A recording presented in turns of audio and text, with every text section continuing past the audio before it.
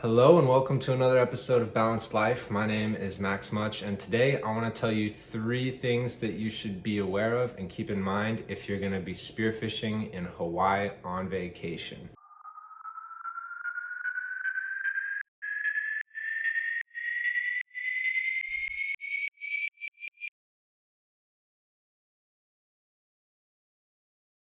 If you're subscribed to the channel, welcome back. Thank you so much for your support. It really helps a lot and I appreciate it. If you're new here, it's great to have you. To give you a little update, my fiance Jade and I have been living here in Hawaii for about a year, and we're just transitioning back into our school bus on the mainland. We live in a converted school bus, and we're really excited about that. As I've been reflecting back on this year, I just wanted to do something small to give back, hopefully in a positive way. Before we get started on what we're talking about today, I just wanted to mention that all of the clips you'll see of diving today have full videos that you can check out, and I'll put the little tag in the top of the screen so you can check that out if you like. Without further ado, let's do it. So, number 1 is gonna be respect. We're gonna wanna respect the locals, respect the grounds, and respect the fish. To respect the locals, you can try connecting with people over Instagram or social media before your trip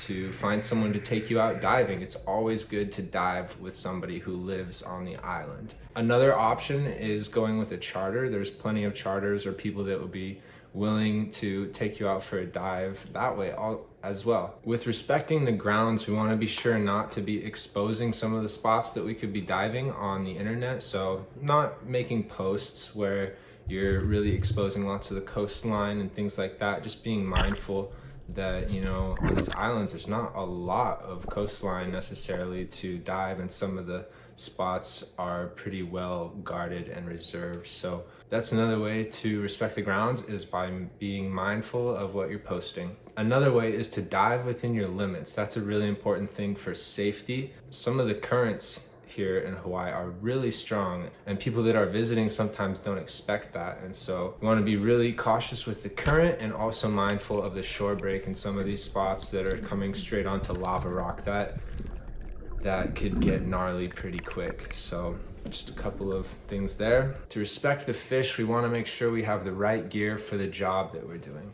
If you're going out and targeting big pelagic species on a charter, be sure to have the right gun and set up for that. And the same thing goes for if you're diving on the reef. I would recommend reaching out to any of the dive shops on the island. There's S. Tokunaga's, J. Hara's store, Pop's Spearfishing shop over in Kona. There's lots of different places that I'm sure would be more than happy to help you out.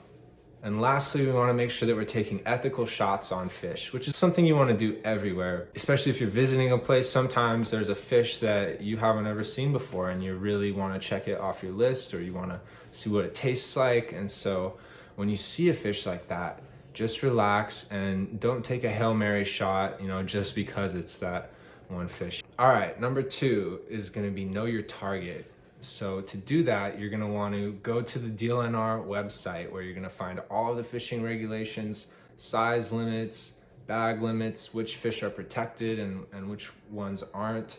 You'll find everything you need there, and be sure to read up on it and to quiz yourself and make sure that you're really aware of what you're going to be shooting. You don't want to be pulling the trigger on anything that you're not 100% sure is, well, number 1, legal, and also number 2, a fish that you're going to want to be able to take home and eat. Which leads me into the next thing. You don't want to take more fish than you need. If you're going to be taking a little bit home and you got like a freezer box that you're going to travel with, don't take any more than you need. It's something that we try and practice everywhere as spear fishermen, is we want to fish sustainably so that we can ensure that these fish are around for our children and our children's children and our children's children's children, and you get it. And the last thing I want to say here is that ignorance isn't really an excuse. Whenever we travel to a new place, we want to make sure that we're always following the local regulations and treat the place just like you would treat your own home and where you dive. Which leads us into our third and final point. You want to leave it better than you found it. The ways that you can do that is pick up trash that you see in the water or on the beach when you're getting out.